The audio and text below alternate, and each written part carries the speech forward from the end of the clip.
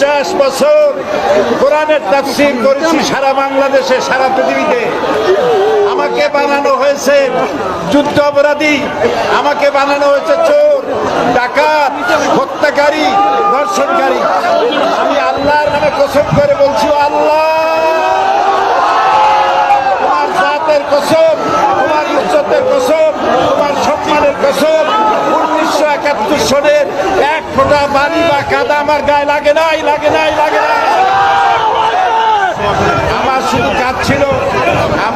কাজ ছিল কোরআনের প্রচার করা।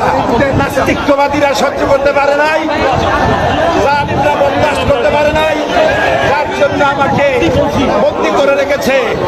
আমি শাহাদাতের তামান্না করি, আমি শহীদ হতে চাই, তবে চোর, ডাকাত ইত্যাদির বদনাম নিয়ে মরতে চাই না।